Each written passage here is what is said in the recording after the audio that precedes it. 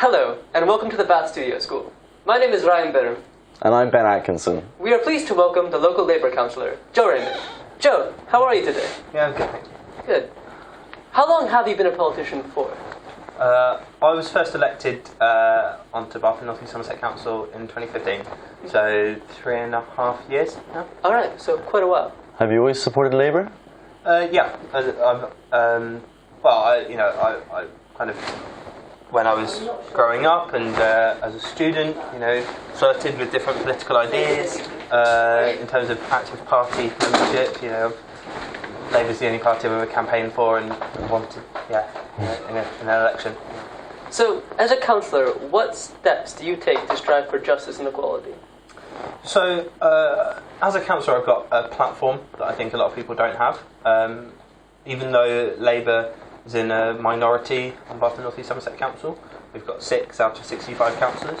I've got a platform from which I'm able to fight for things. So, things like my campaigning around pay inequality at the University of Bath, recently about school admissions policies, and got a win on that. Other things like exempting care leavers from council tax up until the age of 25. I put that forward as an idea, and it was supported cross-party, and things, a whole range of things, including things like managing to stop any badger culling from taking place on Bath and North East Somerset controlled land. So. Absolutely. As a young politician, do you feel confident in your abilities to the older politicians? Yeah, I think I bring a different kind of perspective to politics than older people on the council do. I'm one of very few councillors who probably rents their home out of necessity. There are probably more people who are landlords on the council than people who rent. I'm someone who paid tuition fees at university, not the £9,000 now, but still I paid tuition fees, unlike the majority of the councillors. There's a whole host of things that, people talk about life experience being useful for someone in politics, and as if that means that an older person is better. Actually, younger people today have life experiences that older people will never have had. Do you agree with Keir Starmer's comments you made yesterday about the UK's Brexit plan, even if it does contradict the comments you made earlier? The comments that I made? Well, not you, but the Labour Party in general. No, I don't think it does. I think that our policy has been fairly consistent. And, I understand that people don't understand Labour's policy on Brexit, but that's because it's a nuanced, thought-through policy for one of the biggest political decisions and economic decisions that we're going to make in this country for generations. I think people understand, or claim to understand, the Tory policy on Brexit or the Lib Dem policy on Brexit because they've got policies that can be summed up in 3 words. Now, I don't think that a good policy on one of the biggest political and economic decisions for generations should be able to be summed up in 3 words, of like Brexit means Brexit or exit from Brexit. I don't think that's a good policy. We've got our 6 tests for Brexit, so around things like around trade and having a customs union, workers' protection, environmental protections, things that we want to see from a Brexit deal. And if the deal that comes back does not meet those 6 tests, and now it looks highly likely that it won't, then Labour MPs will vote against that deal. If that deal falls in Parliament, then I think that there must then be a general election. I can't see how Theresa May and her government could continue after a defeat of that magnitude. And then Labour would need to decide what to do then. Could we then negotiate a deal that meets our 6 tests? If that is not possible, then I think it would be foolish to then drive us over a cliff edge as a country and to give the country a deal that is bad for its economic and social interests. It would also be bad to then just say, well, we must just overturn the result of the referendum because it was one of the largest democratic exercises this country's ever seen. So I think what that means is then at that point, then there would be a necessity for a second referendum on whatever deal we could strike or remaining in the European Union. I think you have to go through those stages first, which is I think what Keir Starmer laid out yesterday, and I think has been our policy all along. We're not ruling anything out. We're not ruling anything in at the same time because we don't know what's going to happen. And now I know that was a really long answer, but I think that's what you need on the question about something of this magnitude. Absolutely. Going back to the Brexit discussion, how do you feel about the Brexit plan coming from Sir Keir's instead of Corbyn? Well, I don't think they're any different. I think so Keir Starmer apparently seemed to make waves by saying that Remain would be an option in a referendum, but that's always been the policy. Nothing has been taken off the table, and we've always said that as a party. I see. So what do you think will happen if the Conservatives do push through with their Brexit deal? I think it would be terrible for our country. The deal that Theresa May came up with, the Chequers deal, is dead, and so I don't know what the next plan is, because the EU will not agree to that deal. So I've no idea where they're going to go now. Will they put a hard border on the island of Ireland and potentially inflame conflict that was going on for decades and has only in recent history ended? I don't doubt that they would risk peace in Northern Ireland for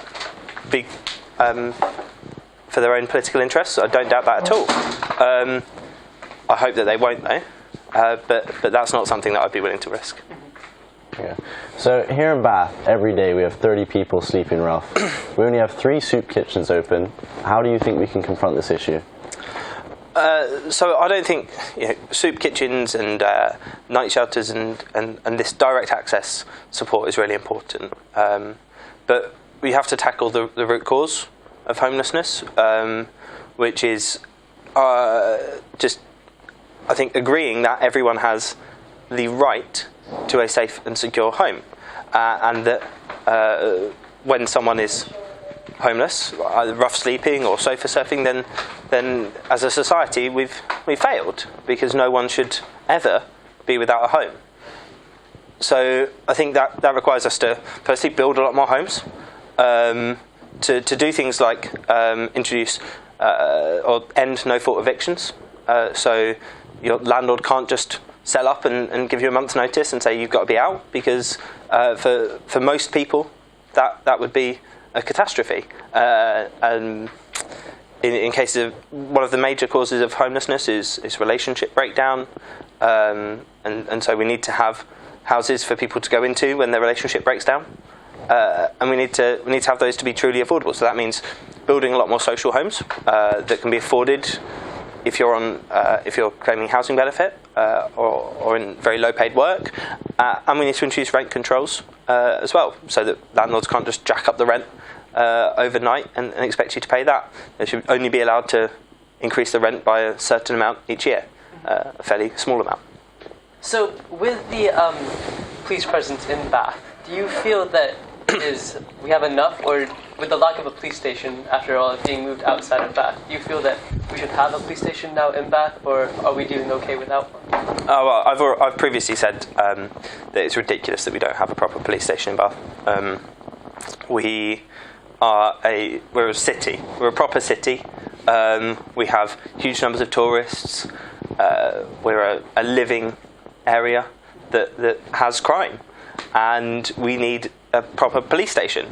It's not good enough for us to not have a custody suite in Bath, and for people going into custody to be sent over to Keynsham and then left there when they're released, just left to go and find their own way home. That's not good enough. It's not good enough that someone can't just walk in and speak to a police officer or a member of police staff.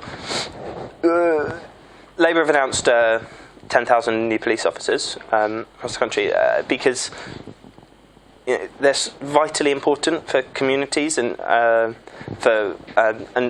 particularly for things like organised crime and terrorism, because where you've got community police officers who know what's going on in their area, they can pick up on things that that's a bit odd, that's a bit off, and then follow up on those, and that's how A lot of organised crime is found out. A lot of terrorist plots are foiled through community policing, and we've lost that in a big way in this country and in this city.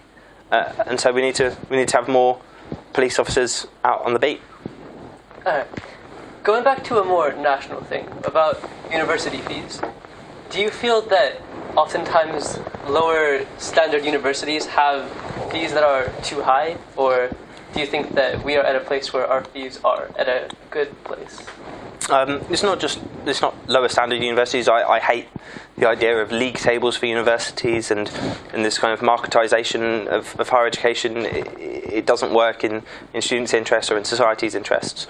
So I'd say all universities have fees that are too high because they've got fees. And I don't believe in tuition fees. I don't believe in education as a commodity to be bought and sold. I think it's completely arbitrary that universities are paid for. Schools are not. Public, state-funded schools are not paid for. And higher education is a social good. When someone goes to university, they're not just benefiting themselves, benefiting society as a whole. And crucially, they're benefiting their future employer, because their future employer, that company, will benefit from the higher education that student's got, and so they will profit from it. And now it's the people that profit from it that I want to see paying for higher education. So that's through corporation tax and through general taxation. And people say the argument is, oh, well, why should a low-paid person who didn't go to university pay for a middle-class young person to go to university? But they wouldn't be. It's a complete fallacy. Labour's fully costed plan for the economy introduced, had a plan for free higher education and not a penny more tax for anyone earning under, I think, about £80,000 a year. So it's a complete lie, the idea that working class people would have to pay for middle class people to go to university, and it's just used as an argument by people who think that education should be bought and sold, which I think is an ideological concept that I completely and fundamentally disagree with. Absolutely. So Jeremy Corbyn stated that he plans to create 400,000 green jobs with closed borders. Do you feel that this is possible? Was that today? I'm not sure if it was today. I think it was. I think it was in his speech today. Now, bear in mind, I've come straight from work, so I've not watched his speech yet. Something to watch and catch up. When you say with closed borders, So after a Brexit and per se, so it's going to be harder for people, obviously, to be getting into the country. And okay. Those green jobs where people. Okay. Well, so on the issue of the green jobs, I think this kind of it kind of goes back to the 1980s when Thatcher was closing the coal mines and when we lost a lot of industry in this country in working class areas in the North and Midlands and Scotland and in some ways in the South and in Wales. Those areas lost jobs that people had for life. They lost that kind of community of people going to their jobs down the pit, and that was bad. However, I don't want to reopen coal mines because I'm an environmentalist, and we need to be focusing on getting energy from renewable sources. So taking those green jobs and putting them in the communities that were devastated by the closure of the coal mines is what should have happened a long time ago. Closing coal mines is not a bad idea because they're terrible for the environment, but you have to replace the jobs. And what has actually happened since the 80s is that rather than digging up coal here, we've actually just shipped it in from abroad, and so it wasn't an environmental thing back then, but it should have been, and they should have been replaced with green jobs. But as it was just an attack on those workers, and so I absolutely support that idea, because you look at the kind of industries in those areas now, and you've got things like massive Amazon warehouses that employ people through agencies on 0 hours, insecure contracts on minimum wage. People have no security, they can't afford to live. You've got people sleeping in tents because they don't earn enough from their job at Amazon to live in a house or a flat. That's absolutely disgraceful. And so let's drive out companies like that, replace those jobs with green jobs in those areas. I think is a brilliant idea. So a lot of people comment that Labour is a London-centred, youth-obsessed, and not doing enough to engage the people in northern Scotland. How would you feel about these comments, and what would you respond to say to people who are saying these comments? And I think I don't agree with that at all. The policies from the Labour Party are about regenerating those communities that were destroyed by neoliberalism, just as we've just been talking about. It's about improving services that are under pressure. It's about having a good education and healthcare. It's about proper rights at work and good pay. These speak to working people up and down the country. It doesn't matter where you're from. It doesn't matter if you enjoy avocado on toast and craft beer or not. They're not metropolitan policies. They're policies for working people, so that and eventually to bring about an irreversible shift in wealth and power from the few to the many. That's what we're all about. Absolutely. Should we do the quick-fire questions? Sure, all right. Just to finish off, we have a bunch of quick-fire questions, just simple things, to kind of let the people get to know you as a person. Okay. So one of the things that we have is, would you consider yourself more of a cat or a dog person? Cat. Cat person. Do you have a cat? Yeah, I do. Yeah. Oh. What's your cat's name? Mulligan. Would you consider yourself? Do you support any sports teams or something like that? Only Bath City. Oh, Bath City. Yeah. Did you ever play football as a kid? No. No.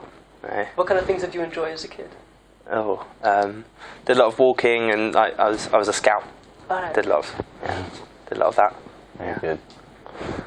Thank you, Joe, for your time. This is the end. It's been a pleasure to have you.